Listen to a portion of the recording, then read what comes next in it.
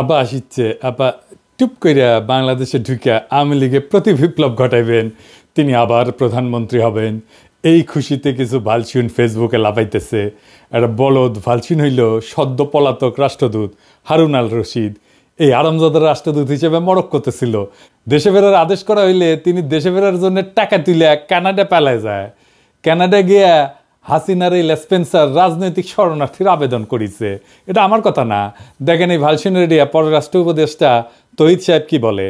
সম্প্রতি মরক্কোর বিদায়ী রাষ্ট্রদূত আপনাদের সরকারের সমালোচনা করে ফেসবুকে পোস্ট দিয়েছেন। তিনি বলেছেন যে শুধু একটি বই লেখার জন্য, তাও অনেক দিন আগে, তার চাকরি চলে গেছে এবং ইউনূস সরকার দেশে বিদেশে ষড়যন্ত্রের মাধ্যমে ক্ষমতায় এসেছেন, টিকে থাকছেন। আসলে আপনি যে এইরকম কতজন যদি বলেন তাহলে উনি একমাত্র এই কাজ করেছেন। আমি আশা করি যে প্রফেশনাল কোনো ডিপ্লোম্যাট এরপরে এই কাজ করবে না আর কেউ। তারপরে আমাদেরকে অবশ্যই চোখ কান খোলা রাখতে হবে।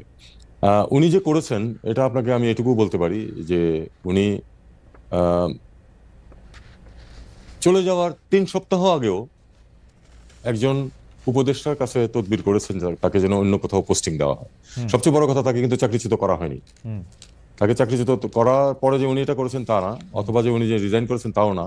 বিষয়টা হচ্ছে যে উনি কিন্তু স্বাভাবিকভাবে তাকে ঢাকায় বদলি করা হয়েছে।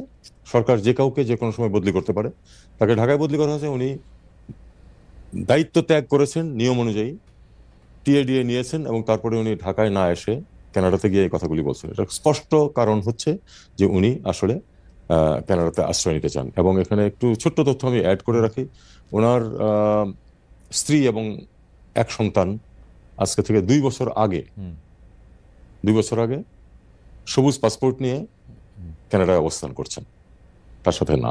তার মানে আসলে তার পরিবার ওখানে রিলোকেট করার ব্যবস্থা উনি 2 বছর আগে থেকেই করছেন। তারই পরম্পরায় আমি মনে করি যে এখন যাতে সহজে উনি আশ্রয় পেতে পারেন, এই জন্য উনি দেশের বিরুদ্ধে এরকম একটি জঘন্য মিথ্যাচার করেছেন। আমি আমার আগের ভিডিওতে কইছিলাম যে এই হারামজাদা নতুন হাউন আঙ্কেল রাজনৈতিক শরণার্থী হিসাবে আবেদন করবে, আর এই আবেদনটা গ্রহণযোগ্য করার পিছনে তহিদ সাহেব আপনার পররাষ্ট্র সচিব জসিমের ভূমিকা আছে। আপনি তো নিজেই স্বীকার করলেন যে তহিদ সাহেব যে হারুনের পরিবার 2 বছর আগে তাদের পাসপোর্ট বদল করেছে। যদি আপনার মন্ত্রণালয় জানে যে হারুনের পরিবার কূটনৈতিক পাসপোর্ট বদলে সাধারণ পাসপোর্ট নিছে, তাইলে আপনার মন্ত্রণালয় এটাও জানতো যে হারুন পলাবে। ধরে নিলাম আপনারা জানতেন না, তাইলে আপনারা নিশ্চয়ই এটা জানতেন যে একজন কূটনৈতিক পলানোর পর তার পাসপোর্ট বাতিল করা হইলে তার রাজনৈতিক শরণার্থী হিসেবে গ্রহণযোগ্য হওয়ার সর্বোচ্চ সুযোগ তৈরি হয়। আর এই সুযোগ তাকে তৈরি করে দিছে আপনার পররাষ্ট্র সচিব হারামজাদা জসিম। দেখেন তহিদ সাহেব, আপনার পলানো রাষ্ট্রদূত ইউনূস স্যারকে অবৈধ কইছে। আমাদের মতো বিপ্লবী জনগণকে সে বলে সন্ত্রাসী আর জঙ্গি। আর এই হারামজাদা হারুনকে কানাডায় থাকার বৈধতা নিশ্চিত করিচ্ছে এই হারামজাদা জসিমে তো কিছু কই নিয়ে আজকে এডিটর সাহেব ও জাউরা সিল মেরে দেন, আরো মারেন, আরো এটা মারেন। গত 3রা এবং 20শে মার্চ আমি পররাষ্ট্র সচিবের ভারতের দালালির কিছু প্রমাণ তুলে ধরছিলাম এবং তার অপসারণের জন্য সরকারকে সময় বেঁধে দিচ্ছিলাম। সরকার আমার কথা শোনেনি। সরকার কখনোই আমার কথা শোনে না, শোনে ভুট্টো সাহেবের কথা। এই ভুট্টো সাহেব আর অন্য কেউ না, তিনি আমাদের পররাষ্ট্র উপদেষ্টা তহিদ সাহেব। তিনি ভুট্টো হইলেও পুরোপুরি হইতে পারেন নাই। তিনি বেশ কিছু বিষয়ে ব্যবস্থা নিয়েছেন বলে জানা যায়। আমি 4 নম্বর পেরেক মারিছিলাম আহমি দালাল আর গোপালী মাল BM জামালকে ওরে নিয়া, যে জুলাই বিপ্লব চলাকালীন দুবাইতে পুলিশের কাছে 57 জন প্রবাসীকে ধরাই দিছিলেন। তারে নিয়ে তদন্ত করার জন্য পররাষ্ট্র মন্ত্রণালয়ের সচিব জনাব নজরুল ইসলামকে দায়িত্ব দেওয়া হয়েছে। তিনি তদন্ত করতে দুবাই যাচ্ছেন। তো তদন্ত করতে জনগণের টাকায় দুবাই যাওয়া লাগে? সব ভুক্তভোগী প্রবাসীরা তো এখন দেশে। আমি তো নিজেই প্রমাণ দিয়ে দিচ্ছি। দেখেন এই আওয়ামী ভালসুন কি বলে। স্বাধীনতা বিরোধী এবং জঙ্গি মনোভাবাপন্ন কতিপয় ব্যক্তি এবং কতিপয় ব্যক্তির প্ররোচনায় এই ঘটনাটি তারা ঘটিয়েছে। এটা তো নিজের মুখের কথা। তারপর দেখেন প্রবাসীদের অভিযোগ, যেটা তার প্রবাসী কল্যাণ উপদেষ্টা আসিফ নজরুলকে জানাইছিল গত ডিসেম্বরের শেষে। এই যে শুনেন। আপনারা আমার কথা শুনেন, আমি বুঝতে পেরেছি আপনাদের ক্ষোভের কারণ আছে। আমার কথাটা শুনেন না ভাই। আপনারা আগামীকাল 3টার সময় আমার সাথে আপনারা 7 জনের প্রতিনিধি আসবেন। আগামীকাল 3টার সময়, আগামীকাল 3টার সময় মন্ত্রণালয় মিটিং হবে, 7 জন আসবেন। ঠিক করে নেন কার কার বিরুদ্ধে কি অভিযোগ আছে, আমি নিজে আপনাদের কথা শুনবো, ঠিক আছে? তারপর প্রবাসী কল্যাণ মন্ত্রণালয় থেকে চিঠি দেওয়া হয়েছিল।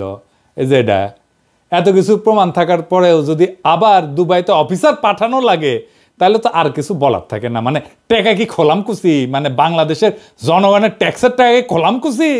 দুবাই যাবে, দুবাই যে বেড়ে আসবে। হ্যাঁ, আমরা অপেক্ষায় থাকলাম যে তদন্ত কমিটি কি প্রতিবেদন দেয়। আর একদিন লাগলো কেন জসিম সাহেব? একদিন ঘাপটি মেরে বসেছিলেন জামালকে বাঁচানোর জন্য। বলছিলাম না আপনি জামালকে আপনার মধ্যে হামদায় রাখছিলেন, আপনার স্বৈরাচারী নারীর ভিতর থেকে সব দালাল বাইর করে নিয়ে আসবো, কথা দিছিলাম। মনে রাখতে বলছিলাম না যে আমি জাউরা নিধন কর্মসূচিতে এক্সপার্ট। আজকে আরো জসিমা তোর জাউরামি ধর্ম। আজ এই ভিডিওর পর এমন প্রমাণ দিব যার পর বাংলাদেশে কোনো শক্তি নাই, বিএনপি হোক, জামাত হোক, এনসিপি হোক, এমনকি উপদেষ্টা পরিষদ কেমনে রক্ষা করে জসিমকে তা আমি দেখবার চাই।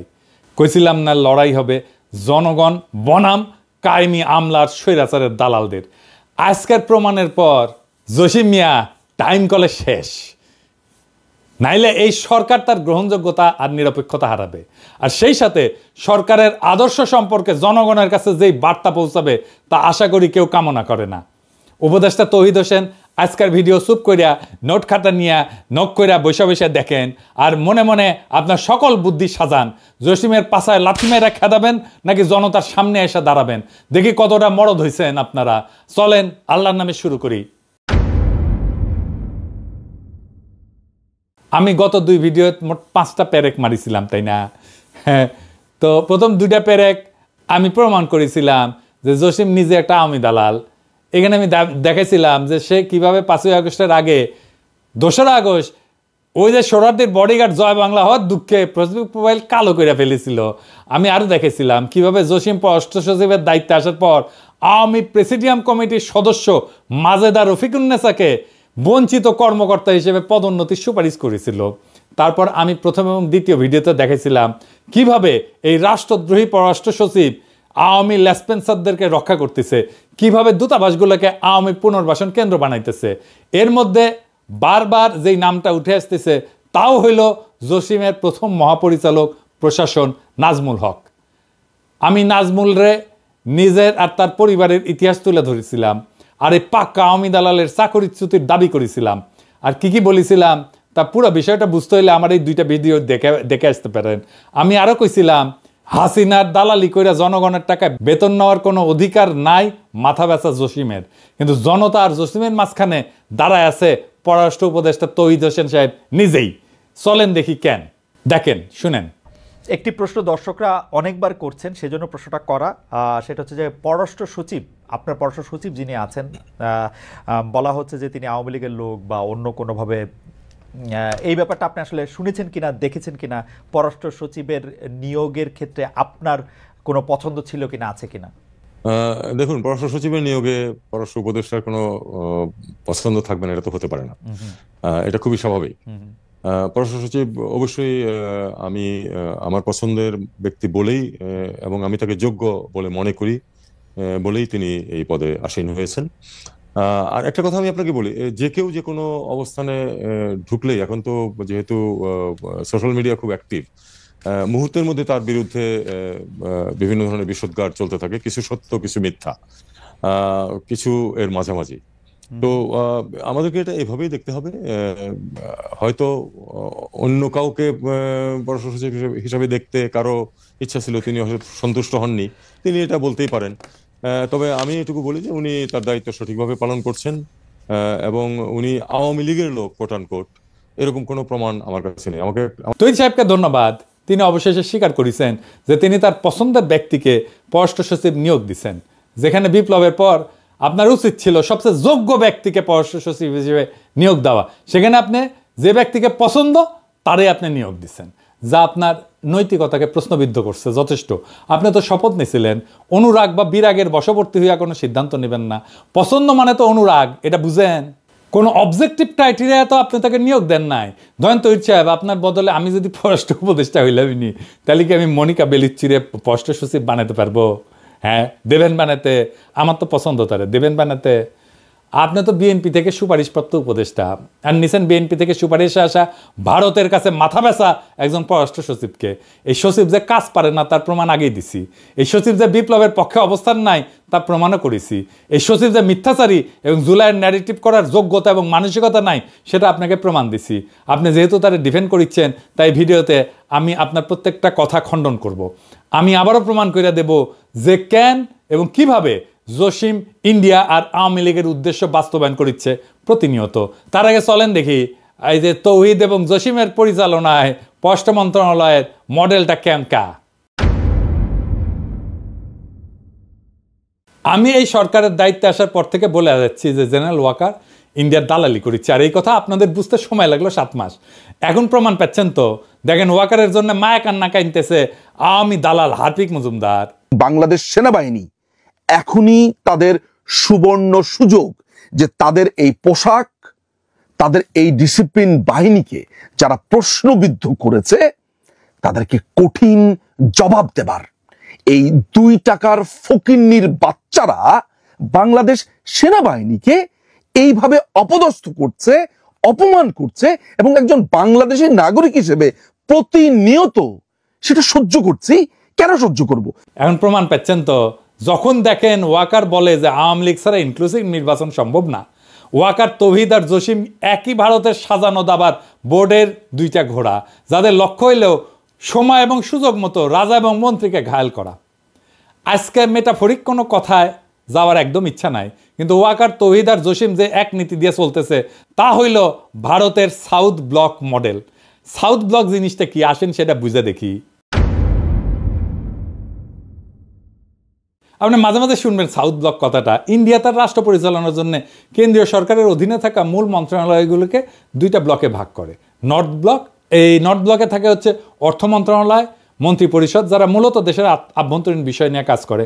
আর সাউথ ব্লক, পররাষ্ট্র মন্ত্রণালয় থাকে এখানে, প্রতিরক্ষা মন্ত্রণালয় থাকে এইখানে, অর্থাৎ বিদেশ নীতি এবং প্রতিরক্ষা দেখে সাউথ ব্লক। 8ই আগস্ট যখন সরকার শপথ নেয় তার আগে উপদেষ্টা পরিষদ গঠন প্রক্রিয়াতে একজন ব্যক্তি ছিল, যিনি আর কেউ না, আমাদের জেনারেল ওয়াকার সাহেব, যিনি প্রত্যেক মুহূর্তে ভারতের সেনা প্রধানের সাথে যোগাযোগ রাখতেছিলেন। এটা আমার কথা না, ভারতের সেনাপ্রধানই কয়ে দিছে। I am in touch with the chief of Bangladesh during the time of when this changeover took place. I was in constant touch with him, and even thereafter in November 24 we had a video conference also. As far as the military cooperation is concerned, is again going up in the same way. Our officers have moved there for the NDC also. There is no let up on that side. When we talk about the relationship we should talk about when there is an elected government. So as of now, the relationship is with the military is well and perfect. তখন ভারতের model অনুযায়ী বাংলাদেশের south block কল্পনা কইরা general Waker BNP ঘেঁষা লোক দিয়া পররাষ্ট্র বিষয়ে দায়িত্ব প্রদান করে, আর সেনাপ্রধান তো তাদেরই লোক। তৌহিদ সাহেব হইলেন পররাষ্ট্র উপদেষ্টা, আর তিনি বেছে নিলেন পছন্দের মানুষ দেশদ্রোহী জসিমকে, যিনি কূটনীতির পরিপূর্ণ জ্ঞান রাখেন না। বলদ পররাষ্ট্র সচিব, এবং তারে দিয়া ভারতের দালালি বাস্তবায়ন করানো সম্ভব। দেখেন না, যখন ওয়াকার এবং সেনাবাহিনী সকল শিষ্টাচার ভঙ্গ কইরা পররাষ্ট্র মন্ত্রণালয়কে অবজ্ঞা কইরা জাতিসংঘের প্রতিবেদনকে চ্যালেঞ্জ করে, তখন আপনারা পররাষ্ট্র মন্ত্রণালয় থেকে কিছুই বলেন নাই কেন? কারণ সাউথ ব্লক মডেল, যার অধীনে আপনারা আওয়ামী লীগের পুনর্বাসনের কাজ করে যাচ্ছেন। কিন্তু জসিম তো ধরা খাইয়া গেছে, তৌহিদ সাহেব আপনিও ধরা খাইতেছেন। আপনার সাউথ ব্লক মডেল ফেল। আপনারা সবাই মিলে দেশের ভাবমূর্তি বিনষ্টে যে মেটিকুলাস প্ল্যান নিয়ে আগাইতেছেন, তা কলে পররাষ্ট্র মন্ত্রণালয়ের পিছন দিয়ে হান্দায় দেবো। আমি পিনাকি যথেষ্ট এক কাজে। ভারতকে বলেন নতুন প্ল্যান দিতে। হাসিনার বাসা তো আপনার দূতাবাস খুঁজে বের করতে পারে নাই, আমি বের করেছি। আপনাদের দিল্লি দূতাবাসে ডিজিএফআই আর এনএসআই থাকে না, ওটা কি বৈশা ল্যাজ মলে? যাদের নিয়োগ দিচ্ছেন তাদের কাজটা কি? কেন আমাদের খুঁজে বের করতে হয় এগুলা? হাসিনা ভারতের ঠিকানা বাইর করতে পারলে আপনাদের প্ল্যান বের করতে পারুন না? আমি কি মনে করেন নিজেদের হারকিউলিস? হ্যাঁ, জসিম তো হারকিউলিস, আর তৌহিদ সাহেব আপনি কি রবিনহুড? আপনাদের স্পেনে এখনো রাষ্ট্রদূত হিসেবে রাখিয়েছেন সারওয়ার মাহমুদকে। এর কি আপনারা চিনতেন না? সেনাবাহিনীতে যেমন কদমভূষি জেনারেল ছিল না এটা, হ্যাঁ, তেমনি আপনার পররাষ্ট্র মন্ত্রণালয়ে কদমভূষি রাষ্ট্রদূত আছে 2টা, আমরা চিনি কলে, হ্যাঁ। তার মধ্যে এটা হইতেছে এটা সারোয়ার রংপুর কারমাইকেল কলেজের ছাত্রলীগের নেতা ছিল এবং 5ই আগস্টের পর থেকে এই রাষ্ট্রদূত এখনো চাকরিতে আছে। কিভাবে? এই রাষ্ট্রদূতের অন্যতম কাজ ছিল প্রফেসর ইউনূসের সাথে স্পেনের সেই বিশেষ সম্পর্ককে বাধাগ্রস্ত করা। সেই রাষ্ট্রদূতকে আপনারা সরাইতে পারেন নাই, যে সারাক্ষণ কদমবুসি করতো, হাসিনারে সালাম করতো পায়ে হাত দিয়া। এখন আবার তারা আপনার রাষ্ট্রদূত বানাইতেছেন ফিলিপাইনে, হ্যাঁ। জসিম সাহেব চমৎকার চমৎকার, হ্যাঁ। আপনারা ব্রাজিলের রাষ্ট্রদূত হিসেবে নিয়োগ দিতেছেন তহিদুল ইসলামকে, যিনি আলগা মোমেনের এতটাই খাস লোক যে তার জন্য আলগা মোমেন কি বলছে একবার শুধু দেখে আসি, আসেন শুনেন। আমার পররাষ্ট্র মন্ত্রণালয়ে আমাদের অনেক ডিপ্লোমেট আছে। আমাদের একজন diplomat, he is a success story. সে মেডিকেল ডাক্তার, সে ঢাকা থেকে MBBS পাস করে তখন সে ফার্স্ট হয়। তারপরে সে যখন অ্যাডমিনিস্ট্রেটিভ পরীক্ষা দেয় ওইটাতে সারা বাংলাদেশে ফার্স্ট হয়। তারপরে তার ব্যাচের ফার্স্ট বয়সে, অত্যন্ত ভালো তুকর ছেলে। এখন ওরে ঠেনে কিভাবে নামানো যায় তার জন্য তার মন্ত্রণালয়ের লোকজনই, তারই বন্ধু বান্ধবরা কন্টিনিউয়াসলি করে। বাংলাদেশ 4টা বড় বড় ইউএনএতে 4টা বড় রেজলিউশন নেয়। একটা হচ্ছে আমাদের ওই যে কালচার অফ পিস, হ্যাঁ, সংস্কৃতি, শান্তির সংস্কৃতি। আর 2টো বড় নেয়, একটা হচ্ছে গিয়ে অটিজম এন্ড আদার ডিসাবিলিটিজ, এর উপরে একটি মাননীয় প্রধানমন্ত্রীর অত্যন্ত প্রিয় রেজলিউশন। আরেকটা হচ্ছে পিপলস এম্পাওয়ারমেন্ট, মানুষের ক্ষমতায়ন। এই 2টোর প্রপোজাল এই ছেলে, ও তখন কাউন্সিলর ছিল ইউএনওতে, এবং সে অসম্ভব তুখর ছেলে, অত্যন্ত ব্রাইট এন্ড ইন্টেলিজেন্ট। তাকে আমরা নমিনি করি, সে আমাদের বর্তমানে অ্যাম্বাসেডর ইন সিঙ্গাপুর। তাকে আমরা কিসে দেই, এই যে ভিয়েনাতে। সেখানে যেহেতু মাল্টিন্যাশনাল কাজ আছে, আমাদের ধারণা, আমাদের যেমন ইউনিডো আছে ওখানে, আমাদের দেশে ইউনিডো কোনো কাজ করে না। এটা UNIDO is a great institution, যাতে ইন্ডাস্ট্রিয়ালাইজেশন। আমরা এই জন্য সিদ্ধান্ত নিলাম ওকে ওখানে দেব, because he is a doer, he is a performer. কিন্তু তার শত্রু আছে, শত্রু ওখানে গিয়ে, সে যখন মিলানে কাউন্সিল জেনারেল ছিল, চায়নাতে ছিল কাউন্সিল জেনারেল থাকা অবস্থায় কোনো একটা মেয়েকে তার পিছনে, সে ব্যাচেলর, তো একটা পিছনে লাগায় একটা কেলেঙ্কারি করার চেষ্টা করে। তখন তাকে উইথড্র করা হয়, সাসপেন্ড করা হয়, অনেক ইনভেস্টিগেশন হয়, সরকারের অনেক আপনাদের টাকা, ট্যাক্সপেয়ারের টাকা খরচ করা হয়। পরে দেখা যায় একেবারে বানোয়াট, একেবারে অলিক। So he has been proved যে সব বানোয়াট। তারপরে এইরকম, তারপর তার প্রমোশন হয়, তার অ্যাম্বাসেডর হয়। এখন তার বিরুদ্ধে আবার লাগছে একদল, তারই বন্ধু বান্ধব হবে, আর নাইলে পত্রিকায় গুলো যাবে।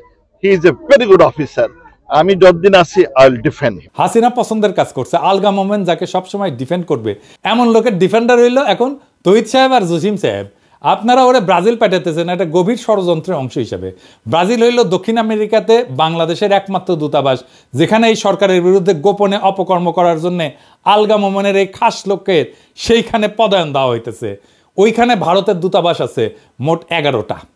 ব্রাজিলিয়াতে আছে, রিও ডি জেনেরোতে আছে, বুয়েন্স আয়ার্সে আছে, সিলিতে আছে, গায়নায় আছে, কলম্বিয়াতে আছে, ইকুয়েডরে আছে, পেরুতে আছে, সুরিনামে আছে, ভেনেজুয়েলাতে আছে এবং প্যারাগুয়েতে আছে। তার মানে ভারতের সাথে অবাধ তথ্য পাচারের জন্য আর কি লাগে, যেখানে যা করা দরকার বা ভারতের যেসব বুদ্ধি ঢাকাতে বা দিল্লিতে পাচার করা দরকার, তার জন্য এক তৌহিদি ভরসা। আর তৌহিদ তার মাথা ব্যথা লুচ্চা সচিব জসিমউদ্দিনের ভরসা উঠতেছে এই ব্রাজিলে পাঠানো নতুন রাষ্ট্রদূত। আর এটা বলি, আপনার ব্রাসেলস মিশনে বিজয় দিবসের অনুষ্ঠানে পলাতক পররাষ্ট্রমন্ত্রী হাসান মাহমুদের ছোট ভাই যে আওয়ামী দলবল নিয়ে দূতাবাসের অনুষ্ঠানে গেছিল, তার বিষয়ে আপনি কোনো ব্যবস্থা নিচ্ছেন? নেন নাই। কেন নেন নাই? তখন দূতাবাসের দায়িত্ব ছিল প্রীতি রহমান, যাকে আপনারা দিল্লিতে উপ হাই কমিশনার পদে পদায়ন করেছেন। কি সুন্দর সব অঙ্ক মিলে যেতেছে।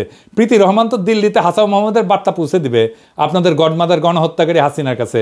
ব্রাসেলস দূতাবাসের এই কাজ নিয়ে আমি ফেসবুকে পোস্ট করেছিলাম, কিন্তু আপনার হারকিউলিস পররাষ্ট্র সচিব তো একেবারে নির্বিকার।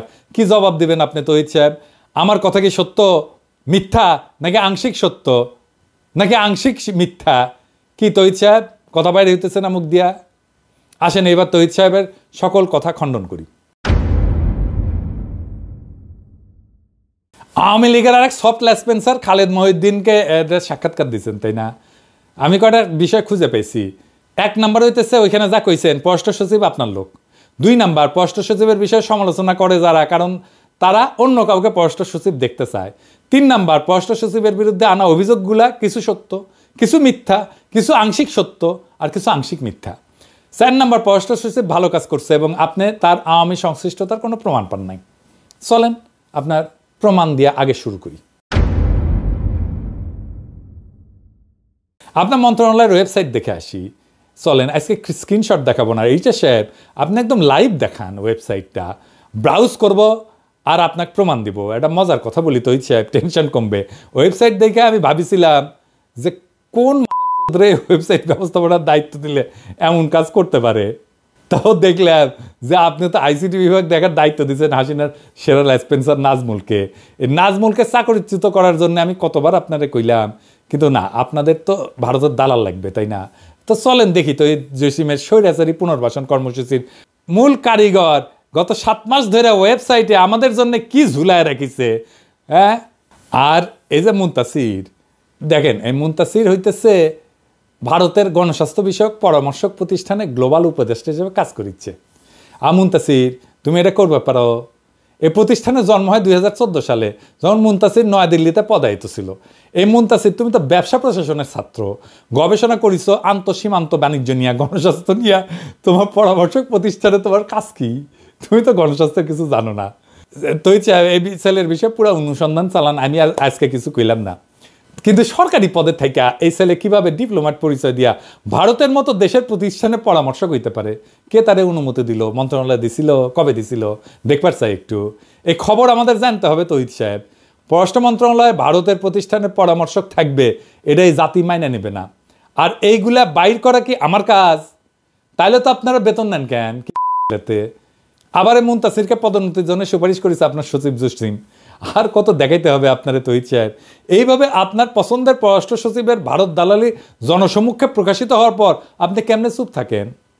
চলেন এবার আপনারে এই যে আইসিটি নাজমুলের আইসিটি কার্যক্রম দেখাই। এই জিনিস দেখার পর আপনি কিভাবে নিষ্ক্রিয় থাকবেন তা জাতি জানতে চায়। পররাষ্ট্র মন্ত্রণালয়ের ওয়েবসাইটে গেলে সবার উপরে পাবেন অ্যাবাউট আস, মানে আমাদের সম্পর্কে কথা। সেখানে ঢুকলে আপনারা দেবেন কান্ট্রি প্রোফাইল। এইটা সাহেব ওটি আসেন এনা দেখি, অর্থাৎ বাংলাদেশের পরিস্থিতি। চলেন দেখি সেখানে কি লেখা আছে।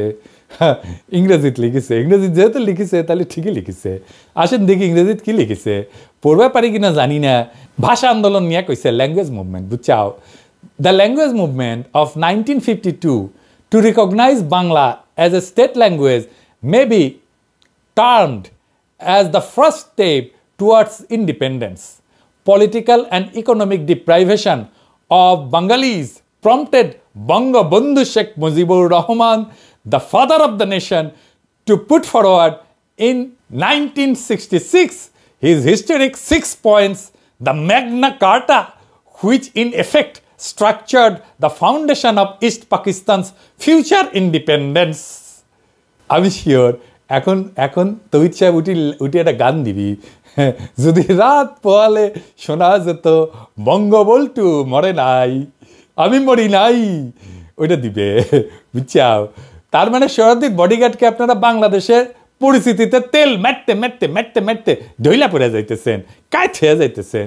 মুজিবের 6 দফাকে মেঘনা ঘাটের সাথে তুলনা করতেছেন। আরও আছে আসেন। Bangabandhu declared a historic public meeting held at Ramna Racecourse, renamed Sohrawardi Udyan, on 7 March 1971, attended by around 2 million people. The struggle, this tune, is the struggle for freedom. The struggle, this tune, is a struggle for independence. It was a de facto declaration of independence. এইখানে আপনারা কইতেছেন যে সোহরাওয়ার্দীর bodyguard স্বাধীনতার ঘোষক, যা 7ই মার্চের ভাষণের সময় দিছিলেন, তাই না? হ্যাঁ, এরকম একটা মিথ্যা প্রচার করতে আপনাদের লজ্জা লাগে না? বাংলাদেশের স্বাধীনতার ঘোষক হইলেন শহীদ রাষ্ট্রপতি জিয়াউর রহমান এবং তিনি বিএনপির প্রতিষ্ঠাতা। যে বিএনপি যারা আপনার মতো বাতিল মানকে পররাষ্ট্র উপদেষ্টা বানাইছে, কেমন লাগে? হ্যাঁ, এখন বিএনপি নেতারা দেশ স্বাধীন হয়েছে, ছাত্ররা স্বাধীন করিয়া দিছে। এখন এটা কি আমাদের দায়িত্ব আপনাদের জন্য ইতিহাস ঠিক করিয়া দিমু? আপনারা তো ইতিহাস গড়তে উপদেষ্টা বসাইছেন, সচিব বসাইছেন, আর তারা ভারতের দালালি করে বাংলাদেশে আওয়ামী পরিস্থিতি প্রচার করতেছে। আরও আছে, ওয়েবসাইটের একদম শেষ হয় নাই। হ্যাঁ, father of the nation Bangabandhu Sheikh Mujibur Rahman was the founder president of Bangladesh. He was subsequently assassinated on 15th of August 1975 by a group of conspirators. অর্থাৎ এইখানে আবারও বলা হচ্ছে সোহরাওয়ার্দীর বডিগার্ড, জাতির পিতা এবং কিছু ষড়যন্ত্রকারী তাকে 1975 সালে 15 আগস্ট হত্যা করেছে। কি আর কমু, আওয়ামী বয়ানের ইতিহাস এখনো ফেরি করিচ্ছে বিএনপির মনোনীত উপদেষ্টা, বিএনপির মনোনীত সচিব তহিদ সাহেব।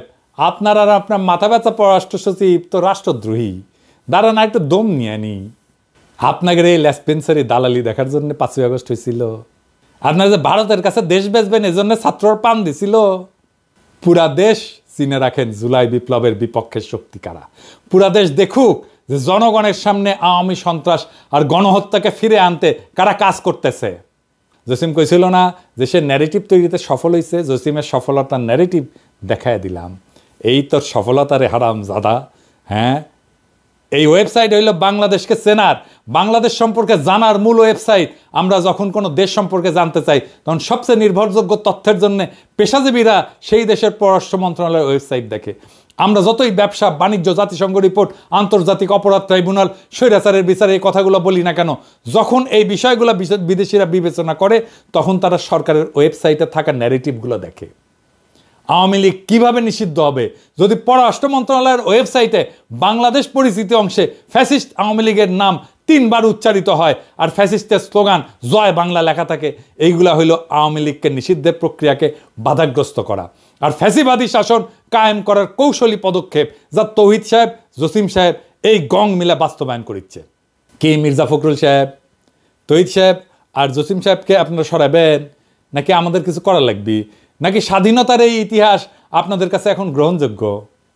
আপনাদের সামনে এখন অগ্নি পরীক্ষা, জনগণ দেখতেছে। ফখরুল সাহেব, জনাব তারেক রহমান, আপনার বিএনপির রিকমেন্ডেশন দেখেন। আপনারা যদি জসিমকে আর তৌহিদের আসরান তাহলে আমরা বুঝে নেব যে আপনাদের কাছে বাংলাদেশের আসল ইতিহাস কি। জিয়াউর রহমান ব্যতিরকে বাংলাদেশের স্বাধীনতার যে ইতিহাস তৌহিদ সাহেব, জসিম সাহেব বাংলাদেশের পরিস্থিতি হিসাবে তুলে ধরছে গত 7 মাস ধরে, তো আপনারা মেনে নিছেন, তাই না? মেনে নিলে কথা নাই, কারণ ক্ষমতার মাখনে আদর্শ পিছলানো কোনো নতুন কিছু না। না হলে আপনাদের প্রতিবাদ দেখতে চাই, অন্যথায় আমরাও ভেবে নিব যে বিএনপি এখন আওয়ামী লীগের মুখ্য পুনর্বাসন কর্মকর্তা হিসেবে আপনারা নির্বাচনের পর ক্ষমতা আসলে এই ইতিহাস আমরা বদলাইতে দেব না, এরকমই থাকবে।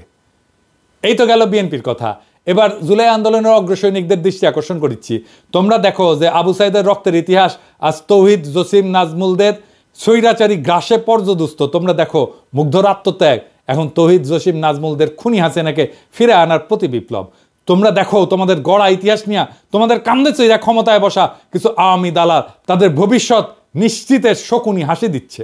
তোমরা দেখো তোমাদের আর নতুন বাংলাদেশের মাঝে বসে ভারতের দালালি করা কিছু হয় না কিভাবে দেশকে উপস্থাপন করতেছে। এই ঘটনা দেখার পর যদি তোমাদের রক্তে আর একটা বিপ্লব টকবক করে ফুটে না ওঠে তাহলে তোমরাও এই জাতির কাছে নিজেদেরকে কলঙ্কিত করবা। এবার তৌহিদ সাহেব আপনার বক্তব্যের 4 দফাতে আসি। প্রথম দফা, আপনি বলছেন পররাষ্ট্র সচিব আপনার লোক, তাই তার সব কাজের দায় আপনার, এই ব্যাপারে আপনার দায়িত্ব এড়ানোর কোনো সুযোগ নেই। দ্বিতীয় দফা, আপনি বলছেন যে পররাষ্ট্র সচিবের বিষয়ে সমালোচনা আছে, কারণ যারা সমালোচনা করছে তারা অন্য কাউকে পররাষ্ট্র সচিব দেখতে চায়। হ্যাঁ চাই, কোনো সমস্যা? এরকম ভারতের দালাল আর বিপ্লবের সাথে বেইমানি করা পররাষ্ট্র সচিবকে কে রাখতে চায়? আপনি ছাড়া। এইরকম ভারতের কাছে মাথা ব্যথা পররাষ্ট্র সচিব কে রাখতে চায়? আপনি রাখতে চান। এরকম হাসিনার আওয়ামী দালাল পররাষ্ট্র সচিবকে রাখতে চায় আপনি। আমি ভাবছিলাম জসিমের প্রতি একটু সদয় হব, গত 4 মাস ধরে ওয়েবসাইট দেখতেছি, শুধরানোর সুযোগ দিছি, কিন্তু আপনার হারকুলিস জসিম সেই কথা বুঝে নাই। আমি এমনি কথা কই না তৌহিদ সাহেব, জসিমের যেন চাকরি না যায়, মানে পরিবার নিয়ে যেন ঠিক মতো চলতে পারে, সেই জন্য তার প্রতি দয়া করে সব কথা বলি নাই। আপনি জসিমের পক্ষে চ্যালেঞ্জ করে আমাকে অনেক কথা বলতে বাধ্য করেছেন, লাগলে অডিও ভিডিও কিছু বাদ দিব না, তবু জসিমের মতো রাষ্ট্রদ্রোহীকে দিয়ে পররাষ্ট্র মন্ত্রণালয় চালাইতে পারবেন না, ফুল স্টপ। আমি কইছি না জান কালা কালা কইরা দেব, শুরু কইরা দিছি কলে।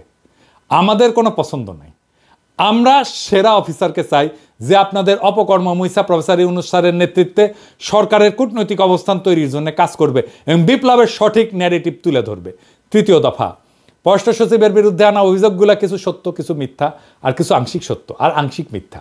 বলেন কোনটা কোনটা মিথ্যা? জসিমের মাজেদা রফিকুন্নাসকে সুপারিশ করা মিথ্যা? জসিমের ফেসবুক পোস্ট মিথ্যা? 2রা আগস্ট না হয় তিনি আওয়ামী লীগের চাপে এই কাজ করছেন, কিন্তু আপনার কয়জন রাষ্ট্রদূত এই কাজ করেছেন? খুব বেশি হলে 6 থেকে 7 জন। সব চাপ খালি জসিমের উপরে, তাই না? এত মিথ্যা কথা কিভাবে বলেন তহিদ সাহেব? জসিম এই কাজ করছে কারণ তার কয়দিন আগে সে হাসিনারে পার্সোনালি তেল দিছে চীন সফরের সময়, আর আগস্টে আরেকবার তেল দিছে কারণ সে পররাষ্ট্র সচিব হইতে চায়। কিন্তু 5ই আগস্ট গদি উল্টানোর পর তিনি ভোল পাল্টাইতেছেন। তারপর আসেন আপনার ওয়েবসাইটে শেখ হাসিনার নিউরাল নেটওয়ার্কের প্রেতাত্মা ঘুরে বেড়ানো কি মিথ্যা? লস অ্যাঞ্জেলেসে থাকে সামিয়া, আলাউদ্দিন আর টরেন্টোর কনসাল জেনারেল ফারুক, এরা কি মোমেন শাহরিয়ার আলমের দোসর ছিল না? ফ্লোরিডার কনসাল জেনারেল সোহেলি কি জুলাই বিপ্লবের সময় পররাষ্ট্র মন্ত্রণালয়ের মুখপাত্র ছিল না? ছাত্রদের বিপক্ষে সে কি কথা বলে নাই? হাসিনার সহকারী প্রেস সচিব সারোয়ার আলম সরকারের পরিচালক পদে পদায়ন এবং পদোন্নতি কি মিথ্যা? নাজমুলের আওয়ামী যোগাযোগ কি মিথ্যা? বিএম জামালের রেসপেন্সারি কি মিথ্যা? কদমবুসি রাষ্ট্রদূত সারোয়ার মাহমুদের 7 মাস পদে থাকা কি মিথ্যা? আপনার ওয়েবসাইটে বাংলাদেশের ইতিহাসে প্রহসনমূলক উপস্থাপন কি মিথ্যা? বলেন তহিদ সাহেব। 4র্থ দফা, আর প্রমাণ করার কিছু নাই। ওয়েবসাইট দেখাই আমি শেষ প্রমাণ দিলাম যে আপনার পররাষ্ট্র সচিব আওয়ামী দালাল। এইবার কি আপনি তারা ডিফেন্ড করবেন? করেন সাহস থাকলে। পুরা দেশ আর দেশের জনগণ দেখবে তখন পররাষ্ট্র মন্ত্রণালয় তার সর্বোচ্চ নেতৃত্ব আওয়ামী লীগের দালালি করতেছে। তখন আমরা জনগণ এবং রাষ্ট্রের সাংবিধানিক মালিক এই মর্মে সিদ্ধান্ত নিব যে আমাদের টাকায় পররাষ্ট্র মন্ত্রণালয়ের কোনো বরাদ্দ হবে না। হাসিনার দালালি করলে ভারত থেকে টাকা আইনা করেন তহিদ সাহেব। বাংলাদেশের টাকা না, বাংলাদেশের ট্যাক্সের টাকায় দালালি করা যাবে না ভারতের। আর তা না হইলে এই ভিডিও প্রকাশের 48 ঘন্টার মধ্যে জসিম নাজমুলের পাশায় লাঠি দিয়া মন্ত্রণালয় থেকে বাইর করেন, নইলে আমরা আপনাদের সরানোর 1 দফা আন্দোলনে নামবো। পররাষ্ট্র মন্ত্রণালয়ের সামনে গরু ফেলামো আর জিয়াফত দেবো, গরু ফেলামো আর জিয়াফত দেবো। ভারতের দালালি করা একদম হান্দায় দেবো পিছন দিয়া। 2বার বলছি, এই শেষ কথা আবারও বলতেছি, জসিম আর 1 মুহূর্ত পররাষ্ট্র সচিবের পদে থাকতে পারবেন না। ইউনূস স্যার আর উপদেষ্টা পরিষদ আপনারা আমার কথা শুনেন নাই। আপনারা জসিমরে পররাষ্ট্র সচিব রাখছেন এই বাটপার আপনাদের চোখের সামনে বৈশা তার মন্ত্রণালয়ের ওয়েবসাইটে আওয়ামী দালালির প্রমাণ রেখা ঘুরে বেড়াতেছে, আর আপনারা জসিমরে নিয়ে উপদেষ্টা পরিষদের মিটিং করেন। জসিম যদি পররাষ্ট্র সচিব থাকে তাহলে আপনাদের মুখে বিপ্লবের সপক্ষে আর কোনো কথা শুনতে চাই না। আমি আর ডেডলাইন দিব না, আমি এখন সময় দেখব কত তাড়াতাড়ি এই জাতির কলঙ্ক মোছার কাজে আপনারা হাত দেন। আমরা ফলাফল দেখব। না হলে আমি যদি লোকজন নিয়ে পররাষ্ট্র মন্ত্রণালয় ঘেরাও করি আর লাঠি দিয়া তহিদ জসিমরে পররাষ্ট্র মন্ত্রণালয় থেকে বের করি, আমাদের দোষ দিবেন না। ওর ছায়া আমরা দেখতে চাই না, 1 মুহূর্ত না। বিপ্লবের বিপক্ষের শক্তিকে চেয়ারে বসায় রেখা আর যাই হোক নতুন বাংলাদেশ হবে না। ঈদের আগে বাংলাদেশের জনগণকে জসিম মুক্ত পররাষ্ট্র মন্ত্রণালয় আপনি উপহার দিতে পারেন নাই, ঈদের পরে দেন। এবার জনতাকে ঈদের উপহার দিলেন, জনতা ঈদের উপহার নাই কিছুদিন পরেই নিল, খুশি হইল। হয় বাংলাদেশে আওয়ামী মুক্ত পররাষ্ট্র মন্ত্রণালয় থাকবে না, নয় আমরা জনগণ থাকবো, দেখি কার শক্তি জয়যুক্ত হয়। কথা ফাইনাল, জসিম যদি থাকে প্রত্যেক সপ্তাহে এইরকম 1টা করে এপিসোড যাবে, আর জান কালা কালা কইরা দেব, গণশত্রু বানায় দেব তহিদ সাহেব আপনারে। Mind it.